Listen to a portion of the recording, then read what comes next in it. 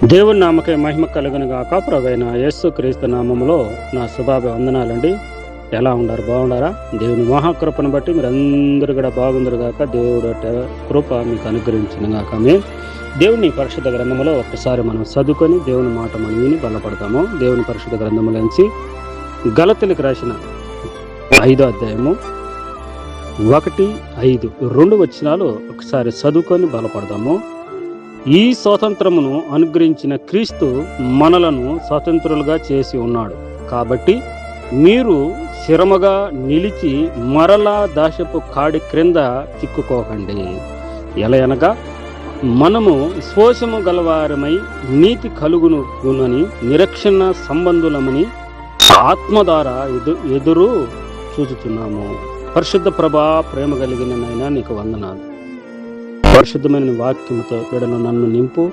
ఈ పరిశుద్ధమైన శక్తి కిందికి మేము వస్తున్నాం. శక్తితో నింపమని ఏకభవించిన ప్రతి బిడ్డకునైనా నీ వాక్య శక్తిని అనుగ్రహించమని ప్రార్థన చేస్తూ పరిశుద్ధాత్మతో నింపయ్యా నీ కృపను అనుగ్రహించు.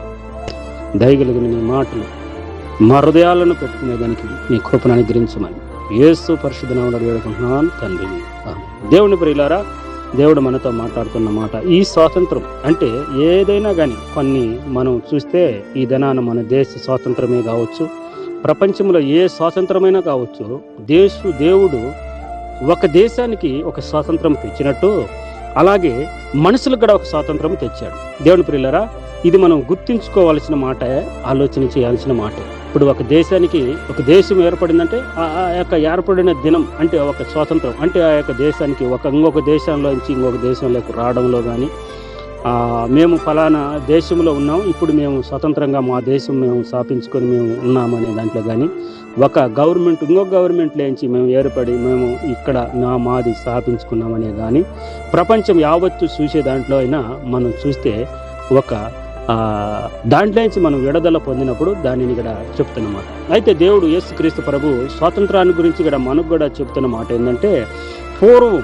మనం దేవుని ఎరగని వారయ్యండి, మనము ఎట్టబడితే అట్ట పోయిన వారు. మనం దేవుని పిల్లరా పూర్వం ఎలా ఉన్నామంట, మనం ఎట్టబడితే అట్ట వెళ్ళిపోయిన వారమై ఉన్నప్పుడు ఇప్పుడైతే మనం ఏం చేయాలంట, మనం స్థిరముగా నిలివి మరలా దాశ కాడి కింద చిక్కుకోకుండా మనం ఎలా ఉండాలంటే ఎలయనగా మనం విశ్వాసము గలవారమై నీతికి కలుగునట్టు నిరీక్షణ ఫలము అగుదుమని ఆత్మ ద్వారా ఎదురు చూస్తాం. దేవుని పిల్లల నిరీక్షణ ఏదైతే ఈ నిర్లక్ష్యం ఉందో ఈ నిరీక్షణ మనల్ని ఏం చేస్తుందంట, ఫలపరితుమగానిగా చేస్తారు. దేవుని పిల్లరా, ఏదైనా కానీ ఆ యొక్క ఆలోచన రావడంలోనే మనము మన జీవితాలు ఫలిపరితముగా మన జీవితాలకు వస్తాయంట. దేవుని పిల్లలు ఈరోజు చాలా మంది కూడా యేసు ప్రభువుని నమ్ముకున్నాక ఇట్టొక అడుగు అట్టొక అడుగు వేసి దాసి క్రాడి కింద అలా చిక్కుకుంటా ఉంటారు. దేవుని పిల్లరా, యేసు ప్రభువు ఏమంటే ఒక వర్గానికి, ఒక జాతికి, ఒక దేశానికి, ఒక రాష్ట్రానికి కాదు కానీ ప్రపంచ మనసులకు దేవుడు చెప్తున్న మాట ఏంటంటే దాస్యపు కాడి కింద. అంటే ఏం దాస్యపు కాడి కింద అని మనం ఆలోచన చేస్తే ఇక మందు అని దాస్యపు కాడి కింద అంటారు. కొంతమంది ఈ లోకానుసారమైన జీవితాల్లో ఒక కార్యకార దాస కింద ఉంటారు. ఎందుకంటే దానికి బానిస మనం చేయకూడదని అనుకుంటామే కానీ అది ఆ టయానికి లాక్కని వెళ్ళిపోతుంది. తాగేవాడిని మనం చూస్తే 10 దాకా అతను నేను దాన్ని చేయకూడదని అతను ఉదయం ఉంటుంది. సాయంత్రం అయ్యేటప్పటికి అతన్ని లాక్కుని నీడ్చుకొని పోయినట్టు ఉంటుందంట. ఒక మనిషి అది అతను పోయిన దాకా అతనికి ఉండదు. ఒక బిడ్డ ఆ చెవులు లాక్కొని కూడా తుంచుకొని రక్తం కారుతుంటే అంత బానిసతో లేక మందు బానిసతో కన్న బిడ్డనే ఆ చెవుల్లో ఉన్న కమ్మలు రాకపోతే ఈ తొందరగా ఈ పొదురు బుట్టి చేతులు లాగితే రాలేకపోవడం వలన ఆ మర్రలు అవి ఏదో రాకపోవడం వలన ఆయన ఏం చేశాడంటే చెవులే లాగేసాడు పట్టుకొని. చిన్న బిడ్డ కదండి, చటక్కని తెగిపోయినాయి. దేవుని పిల్లరా, అయినా రక్తం వచ్చి అయ్యో అమ్మని ఏడుస్తున్నా కానీ అతని కనికరం కనిపించడం ఏదేమంటే అది లాక్కుని వెళ్ళిపోయి మందు తాగినంత వరకు మళ్ళా ఉదయాన్నే దిగినంత వరకు నేను బిడ్డగా చేసింది గుర్తులేదు. అలాంటి దాసముద్రంలో నుంచి మనల్ని దేవుడు ఏం చేస్తాడంటే ఇడిపిస్తున్నాడు. మీరు మళ్ళీ అలాంటి పరిస్థితులకు పోకూడదు, మీరు అలాంటి బానిసలములు ఉండకూడదు, మీరు విడుదల పొందండి, భక్తి కలిగి జీవించండి, తల్లి తండ్రి బిడ్డలు అందరూ కూడా ప్రేమనురాగం కలిగి జీవించండి అని యేసు ప్రభు మనకు బోధిస్తున్నాడు. దేవుని పిల్లలారా, ఎవరైనా కానీ ఈ ప్రేమ అనురాగం మనం ఈ దేశ స్వాతంత్రమైనా తెచ్చుకుంటున్నాం కానీ తెచ్చుకున్నప్పుడు మనం ఏం చేయాలంట, దేశ జనాలు అందరం కూడా మన ప్రేమ అనురాగులం కలిగి ఉన్నాం. దేశత్వం పెట్టుకోకూడదు, ఒకరు అనేది దురార్పణను పెట్టుకోకూడదు. మన ప్రేమ కలిగి అందరం కూడా ఎలాగ ఉండాలంట, ఒకే మన దేశం కదా, మన దేశ ప్రజలు కదా. చాలామంది చూడండి, కొంతమంది ఒక దేశాల్లో కొన్ని దేశాలని చూస్తాను, మనం అందరికి కూడా తెలుసు, ఒక దేశం భాష మాట్లాడాలి, ఒక దేశాన్ని ఆ యొక్క ఆస్వాదిస్తారు, మావాడు అంటారు. అదే ఈ యొక్క వర్గానికి మనం చూస్తే ఈడు మావాడు కాబట్టి మేము అతన్ని ఆహ్వానిస్తాం, మావాడే మా యొక్క కులస్తుడని కూడా వాళ్ళు ఉంటారు. మనం కూడా చాలామంది ఒక దేశానికి ఒక భాష మాట్లాడే ఒక భాష ఎలాగైతే వాళ్ళు ఆహ్వానిస్తారో, మనం కూడా దేవుణ్ణి నమ్ముకున్న బిడ్డలు ఎలాగ ఉండాలంటే అలాగ ఆహ్వానించుకొని ఒకరిని ఒకరు ప్రేమ కలిగి నడుచుకోవాలని వాక్యము బోధిస్తాం. దేవుని ప్రియులారా, ఎప్పుడైతే ఆ ప్రేమ కలిగి ఉంటుందో అప్పుడు మనకు నిజంగా స్వాతంత్రము వచ్చినట్టు. మనకు కస్సులు, కొడవలు, కచ్చేళ్ళు వీటిలో పెట్టుకోవడం వలన ప్రయోజనం ఏమన్నా తెలియదు, మన స్వాతంత్రం వలన ప్రయోజనం లేదు. అందుకని దాసు కాడి కింద మనను చిక్కుంటే ఆ యొక్క కస్సులు, కొడవలను మనం ఎప్పుడైతే ఈ దేశం మనం స్వాతంత్రపరుచుకున్నామో పక్క దేశాలకు మన మీద శత్రుత్వం ఉంటుంది. అది సాధ్యమే.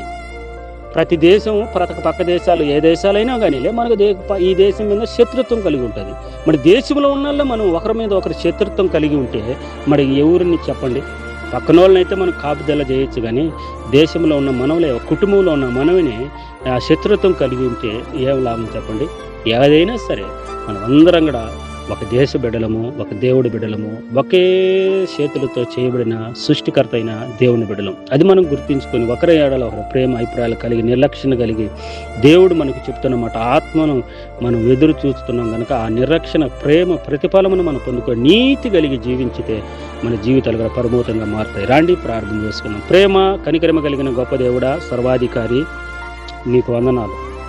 అవునైనా మా యొక్క దేశములో మేము చేసుకున్న స్వాతంత్రమే కావచ్చు, యేసు క్రీస్తులో మేము జన్మించిన నాయన స్వాతంత్రమే కావచ్చు ప్రభా, ప్రేమ కలిగి నిరీక్షణ కలిగి అందరం కూడా సమానత్వముగా మేము నివసించటంలోనే నాయన స్వాతంత్రమని నీ వాక్యము చదివించిన కొరింథీయులకు రాసిన పత్రికలో కూడా చెప్పినట్టు మా జీవితాల్లో నిలవేర్చి నీ కృప కాపుదల దయచేసి పరిశుద్ధ ఆత్మతో మమ్మల్ని నింపి కనికరించి దయ చూపించమని ప్రార్థన చేస్తాం. ఇంటున్న బిడ్డలు నన్ను నీ ఆధీనంలోకి తీస్తాయా అయా. దేశంలో నాయన అవినీతిని తొలగించినైనా నాయన న్యాయం నడుచుకునేదానికి కనికరమని బిడ్డలకు దైస్యమని ప్రార్థన చేస్తాం. మా దేశాన్ని పరిపాలన చేస్తున్న నాయకులకు తెలివిని జ్ఞానమును మారు మనసు రక్షణ దయచేయి. ప్రపంచ దేశాలను రక్షించు. ప్రేమస్వరూపుడమైన నా దేవా, నా తండ్రి, ఈ ఇంటున్న బిడ్డలు నీ చేతులకు అప్పగిస్తున్నాం. ప్రపంచ దేశాలను ప్రతి దేశాలు కూడా నీ బిడ్డలను రక్షించు, కనికరించు. ఇశ్రాయేలు దేశానికి రక్షణ దశ, యెరూషలేముకు క్షేమభివృద్ధి దశ, ఈ ప్రజల మీదకి నీ ఆశీర్వాదము కనికరమని దిగివచ్చును గాక. ఈరోజు వివాహ దినాలు, పుట్టినరోజు పండుగలు జరుపుకునే బిడ్డలను దీవించు, ఆశీర్వదించు. గర్భఫలం లేక మానాలు నిందలు పడుతున్న వారికి మంచి గర్భఫలమును అనుగ్రహించు. ఈ కృప కాపుదల దయచేయమని బిడ్డలందరూ నేను దీవించి ఆశీర్వదించమని ప్రార్థన చేస్తూ, ఈరోజు ప్రార్థన లేకపోయిన ప్రతి బిడ్డని దీవించి ఆశీర్వదించు. డ్రైవింగ్ చేస్తున్న బిడ్డలకును నాయన నీ కృప కాపుదల దయచేసి ఈరోజు ప్రయాణాలు చేస్తున్న పనులు చేసుకున్న బిడ్డలకు మంచి ఆరోగ్యంతో నింపి కాపుదల దయచేయమని ఏకభవించిన ప్రతి బిడ్డను దీవించి ఆశీర్వదించమని మహిమ ఘనత ప్రభావములు నువ్వు మాత్రమే పొందుకోమని మా ప్రభువైన యేసుక్రీస్తు సర్వశక్తి కలిగిన నామంలో ఈ ప్రార్థన మళ్ళీ అడిగి వేడుకొని పొంది ఉన్నాను పరలోకమైన నా కన్న తండ్రి. ఆమేన్. God bless you. దేవుడు మిమ్మల్ని, మీ కుటుంబాలను దేవుడు దీవించి